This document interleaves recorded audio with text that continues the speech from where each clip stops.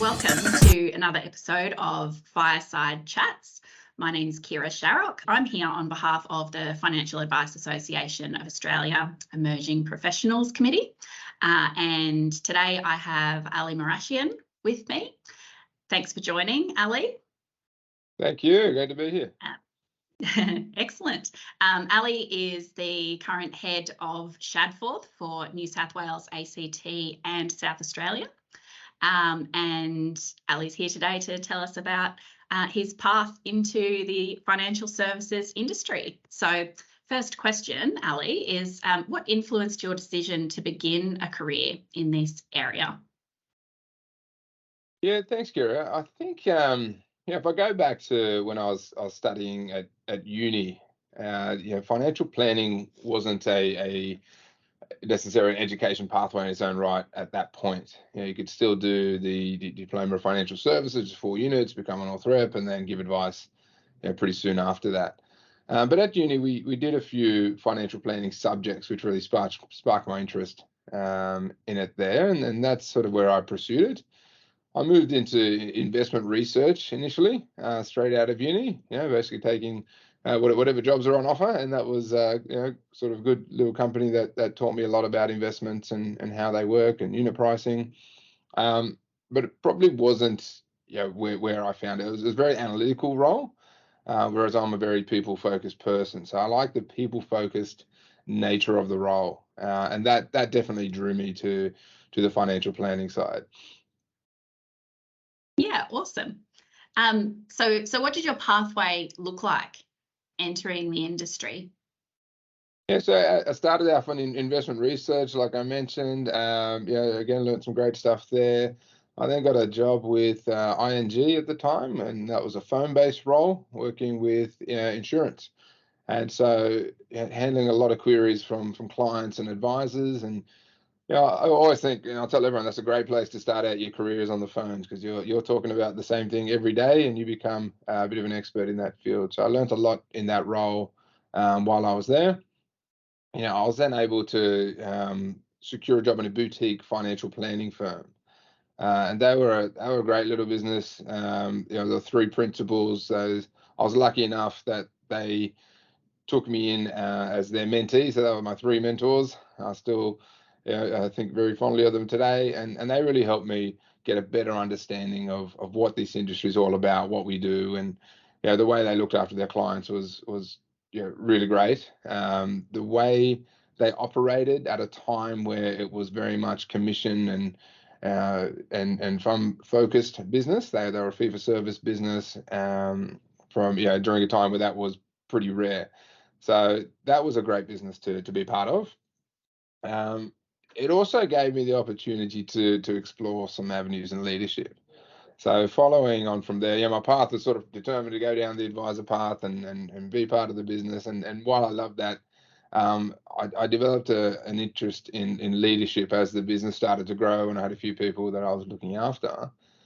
From there, I managed to secure a role I made the difficult decision to leave and went to working with BT as a paraplanning operations manager at the time. So, went from small boutique, which is very family-like, to big corporate institution. And again, was able to learn a lot there. They had some really great training programs and some structured education, and that taught me a lot about the industry and leadership in particular. And I was still able to be involved in financial services at the time.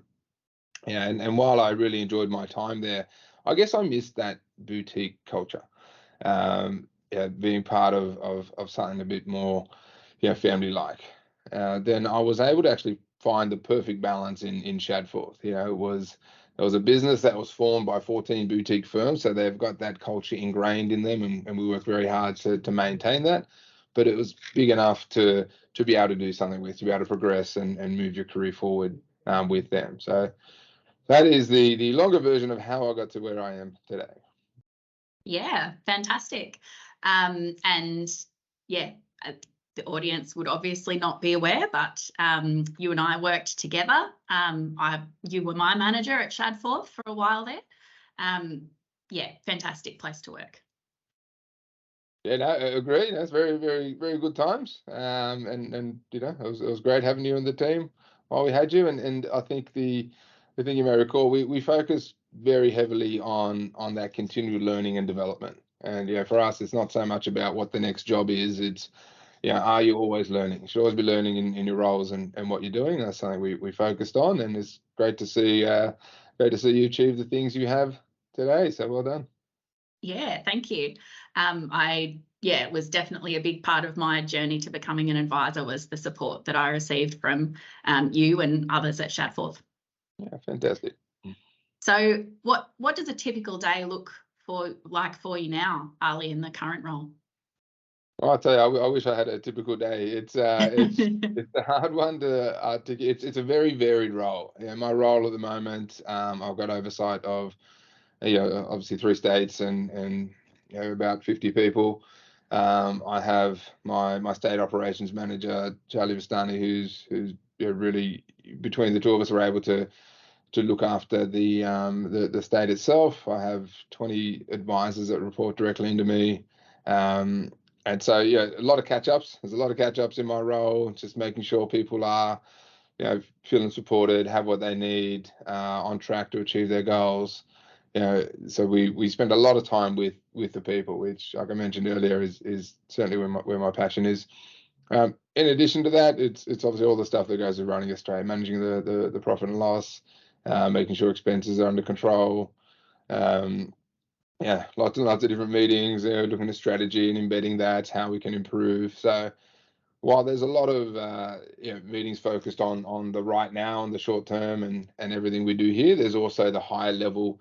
We were the best business 20 years ago. How are we going to be the best business in 20 years? So we spend a lot of time looking forward as well. I think, how can we improve? How can we get better so we don't end up becoming stagnant, which can happen if you sort of celebrate success too long and don't spend enough time focused on the next challenges.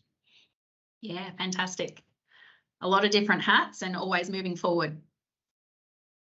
Well, I think it wasn't me that said it, but somebody once said, if you're standing still, you're falling behind, because the rest of the world is moving forward. So always got to be moving forward, and learning is the important thing. Yeah, amazing. So along that line, where do you see the future of the financial advice industry in, say, 5 to 10 years' time? I think it's been said by others before, but I think it's such an exciting time for our industry. The Royal Commission obviously posed a lot of challenges, but it also provided a lot of opportunities. That was that catalyst I think we needed to really become a recognised profession in our own right. We're at a stage now where there's probably less advisors, but more need for advice than there's ever been. The complexity of life, combined with cost of living, combined with the people's goals and ambitions to really map out their futures and create a better life for their families, means there's so much opportunity in this space. And the complexities attached to that, I think, people don't know. So that's our role as financial advisors, is to really help our clients achieve their goals. And at the same time, for young entrants sort of coming into the industry, I don't think there's been a better time. It's not easy to become an advisor anymore, which I say that as a good thing. It should certainly be a challenging path to get into, because the responsibility we have for not only people's finances, but really their livelihoods, I think shouldn't be taken lightly.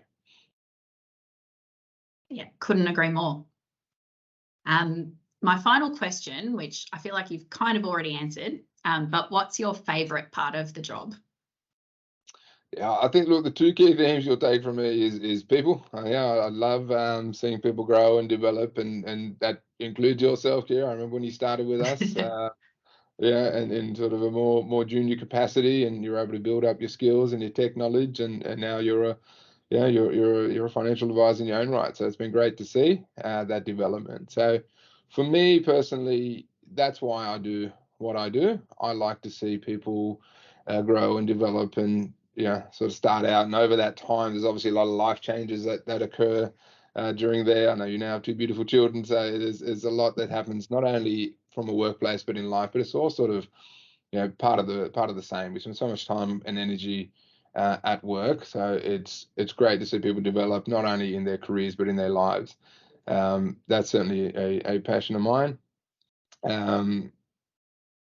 Yeah, I think that's certainly the main thing, and learning. Yeah, I think it's always important to keep learning in whatever role you're in, whatever career you're in. There's always more to learn. And for any young people, I'd say look to learn stuff outside of your immediate role.